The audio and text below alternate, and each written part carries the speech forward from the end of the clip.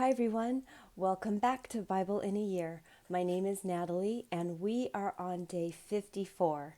I'm so glad you're here today and I hope you're all doing fantastic. We are going to be reading out of Exodus 4 and then Job 28, and then we are going to be finishing the book of Luke today. So that will be chapter 24, verses 14 through 53. And then we'll close out the day with Psalm38, verses 9 through 22. So let's get started with Exodus chapter 4. Here we go. Moses answered, "But behold, they will not believe me, nor listen to my voice, for they will say, 'Yahweh has not appeared to you.'" Yahweh said to him, "What is that in your hand?" He said, "A rod." He said, "Throw it on the ground."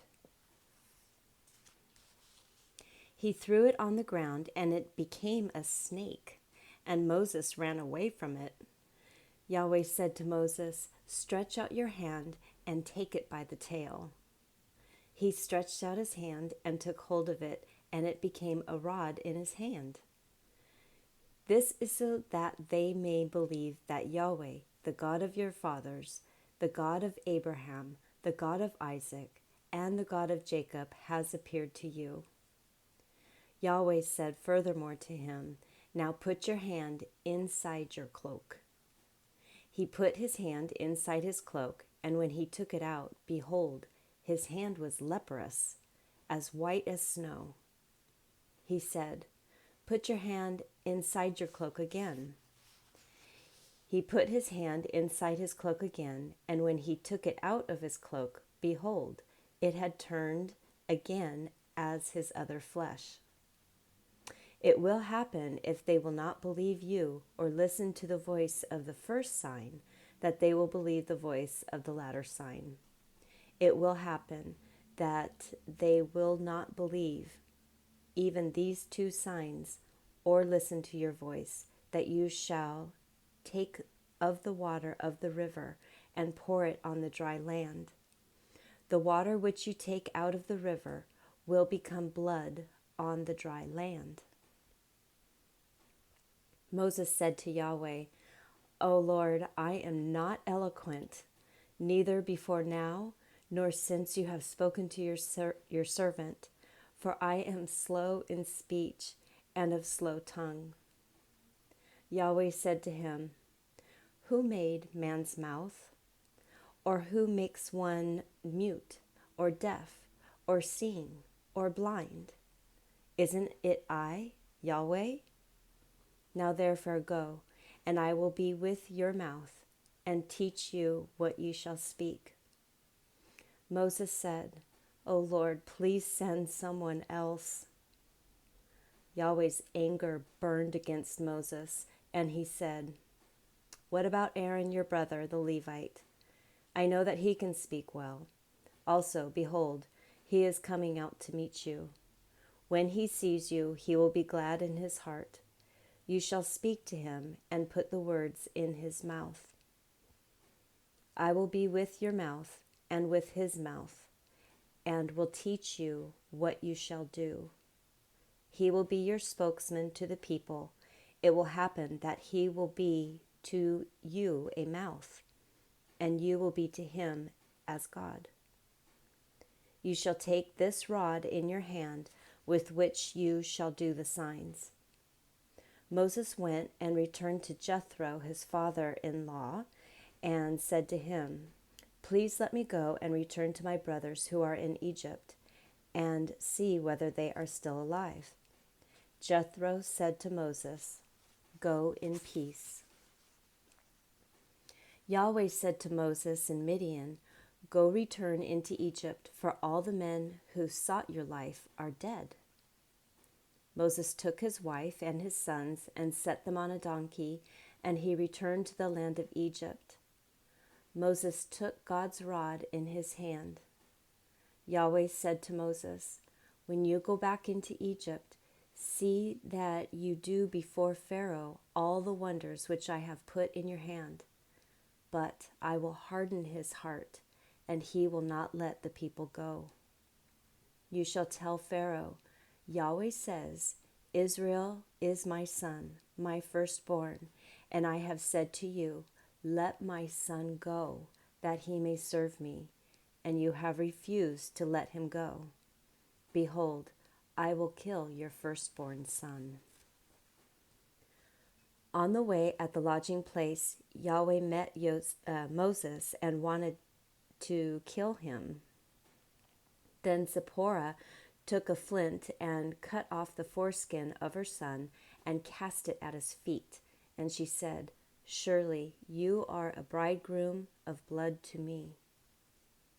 So he let him alone. Then she said, you are a bridegroom of blood because of the circumcision. Yahweh said to Aaron, go into the wilderness to meet Moses. He went and met him on God's mountain and kissed him. Moses told Aaron all Yahweh's words with which he had sent him, and all the signs with which he had instructed him. Moses and Aaron went and gathered together all the elders of the children of Israel. Aaron spoke all the words which Yahweh had spoken to Moses, and did the signs in the sight of the people. The people believed, and when they heard that Yahweh had visited the children of Israel, and that he had seen their affliction, then they bowed their heads and worshipped.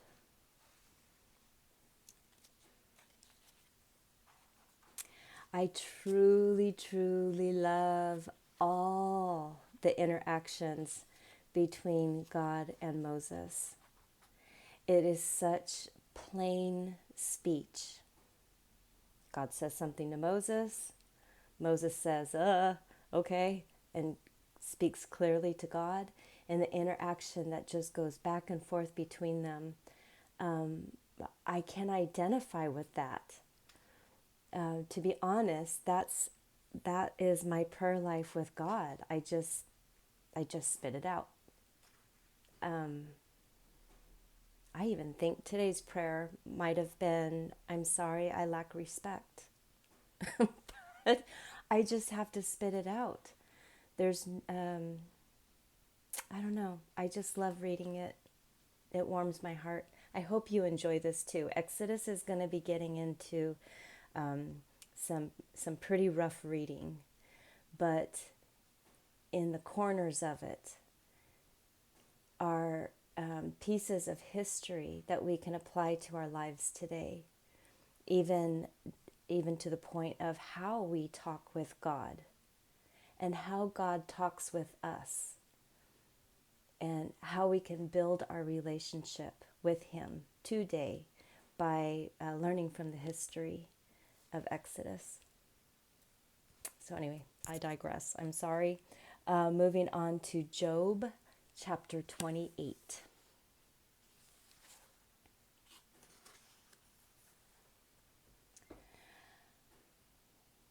All right. Surely there is a mine for silver and a place for gold, which they refine.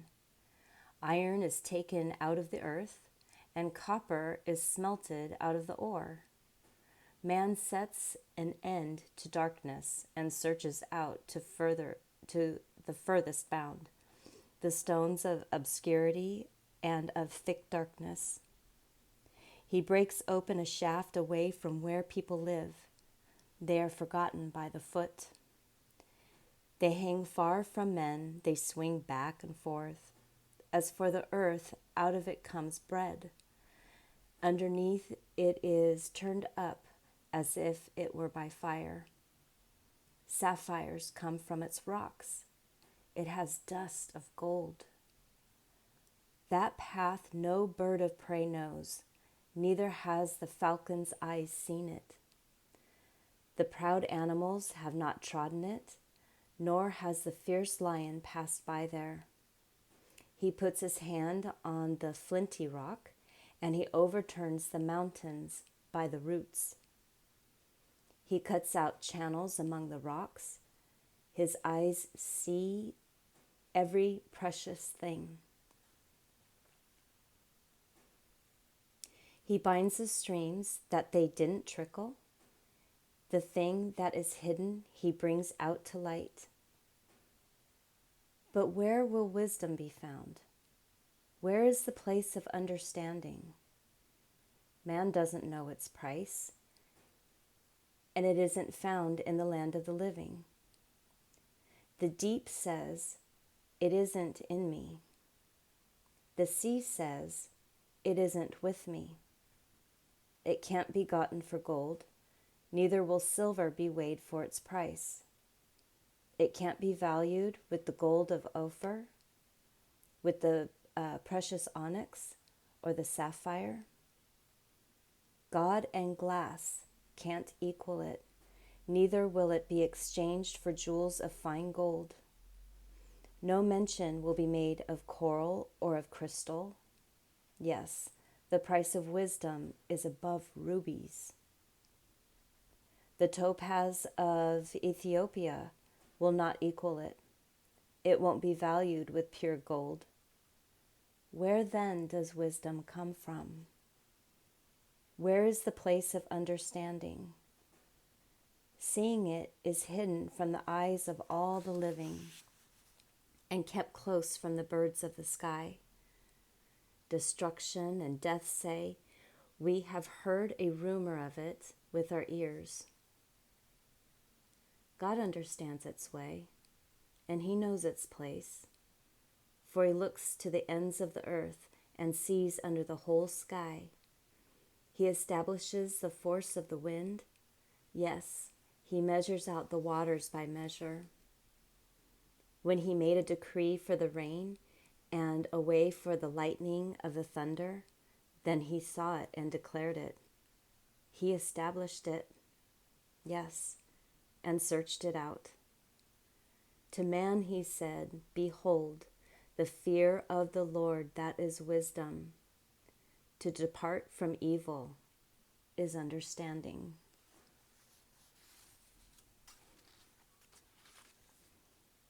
I'm going to let you sit on those words. All right, let's finish out Luke chapter 24, 14 through 53. I'm feeling a little nostalgic because we started day one with Luke. All right, so they talked with each other about all these things which had happened. While they talked and questioned each other, Jesus himself came near and went with them, but their eyes were kept from recognizing him. He said to them, "What are you talking about as you walk and are sad?" One of them, named Cleopas, answered him, "Are you the only stranger in Jerusalem who doesn't know the things which have happened there in these days?" He said to them, "What things?" They said to him, "The things concerning Jesus the Nazarene, who was a prophet, mighty in deed and word before God and all the people, and how the chief priests and our rulers delivered him up to be condemned to death and crucified him. But we were hoping that it was he who would redeem Israel. Yes, and besides all this, it is now the third day since these things happened. Also, certain women of our company amazed us, having arrived early at the tomb, and when they didn't find his body, they came saying that they had also seen a vision of angels. The angels said that he was alive. Some of us went to the tomb and found it just like the women had said, but they didn't see him." Jesus said to them, "Foolish people, and slow of heart to believe in all that the prophets have spoken. Didn't the Christ have to suffer these things and to enter into his glory?" Beginning from Moses and from all the prophets, he explained to them in all the scriptures the things concerning himself. They came near to the village where they were going, and he acted like he would go further. They urged him, saying, "Stay with us, for it is almost evening, and the day is almost over." He went in to stay with them. When he had sat down at the table with them, he took the bread and gave thanks. Breaking it, he gave it to them. Their eyes were opened, and they recognized him. Then he vanished out of their sight. They said to one another, "Weren't our hearts burning within us while he spoke to us along the way, and while he opened the scriptures to us?" They rose up that very hour, returned to Jerusalem, and found the 11 gathered together, and those who were with them, saying, "The Lord is risen indeed, and has appeared to Simon." They related the things that happened along the way, and how he was recognized by them in the breaking of the bread. As they said these things, Jesus himself stood among them and said to them, "Peace be with you." But they were terrified and filled with fear, and supposed that they had seen a spirit. He said to them, "Why are you troubled? Why do doubts arise in your hearts? See my hands and my feet, that it is truly me. Touch me and see. For a spirit doesn't have flesh and bones, as you see that I have." When he had said this, he showed them his hands and his feet. While they still didn't believe, for joy and wondered, he said to them, "Do you have anything here to eat?" They gave him a piece of broiled fish and some honeycomb. He took them and ate in front of them. He said to them, "This is what I told you while I was still with you, that all the things which are written in the law of Moses, the prophets, and the Psalms concerning me must be fulfilled." Then he opened their minds that they might understand the scriptures. He said to them, "Thus it is written, and thus it was necessary for the Christ to suffer and to rise from the dead on the third day, and that repentance and remission of sins should be preached in his name to all the nations, beginning at Jerusalem. You are witnesses of these things. Behold, I send out the promise of my Father to you. But wait in the city of Jerusalem until you are clothed with power from on high." He led them out as far as Bethany, and he lifted up his hands and blessed them. While he blessed them, he withdrew from them and was carried up into heaven. They worshipped him and returned to Jerusalem with great joy, and were continually in the temple, praising and blessing God. Amen. Wow, what a scene. What a scene. There's so much in that last part of chapter 24. He died, he rose, he walked with them, and they are still confused. The disciples are in the midst of Jesus, and Jesus is still trying to convince them, "I am not a spirit. Touch me.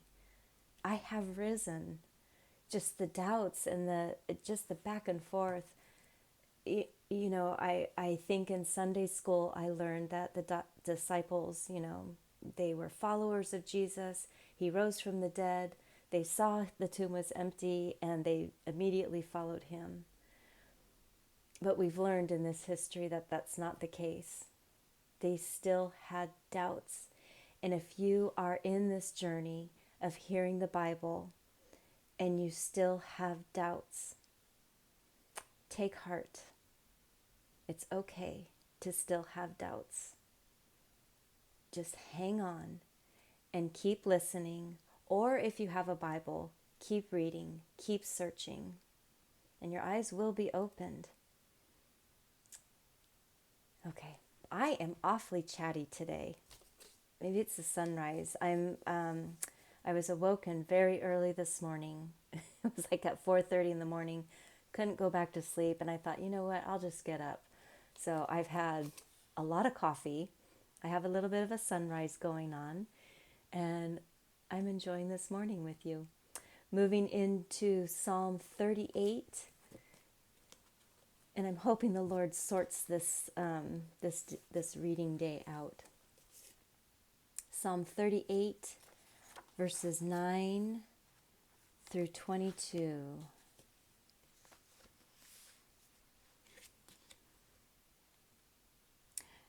This is a psalm by David for a memorial. Lord, all my desire is before you. My groaning is not hidden from you. My heart throbs. My strength fails me. As for the light of my eyes, it has also left me. My lovers and my friends stand aloof from my plague. My kinsmen stand far away. They also who seek after my life lay snares. Those who seek my hurt speak mischievous things and meditate deceits all day long. But I, as a deaf man, don't hear. I am as a mute man who doesn't open his mouth. Yes, I am as a man who doesn't hear, and whose mouths are no reproofs. For I hope in you, Yahweh. You will answer, Lord my God. For I said, don't let them gloat over me, or exalt themselves over me when my foot slips. For I am ready to fall. My pain is continually before me. For I will declare my iniquity. I will be sorry for my sin. But my enemies are vigorous and many. Those who hate me without reason are numerous. They who render evil for good are also adversaries to me, because I follow what is good. Don't forsake me, Yahweh. My God, don't be far from me. Hurry to help me, Lord, my salvation.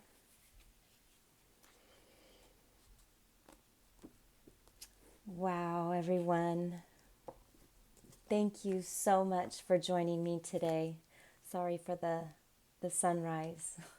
I'm getting a little bit out of this today for sure. Yeah, hold on to the words that we've read today. Let's see what we're going to start tomorrow. We finished up Luke, so we would be on 54. Ooh, we're going to be starting Acts chapter 1 tomorrow. So Acts is actually the building of the church. Luke, we went through Jesus's journey in life, his crucifixion, and what he did for us, his teachings. And tomorrow we'll start Acts, which is actually the beginning of the church and it being built and growing. So, very interesting book. I hope you all have a wonderful day today, and we will see you tomorrow for day 55. Bye.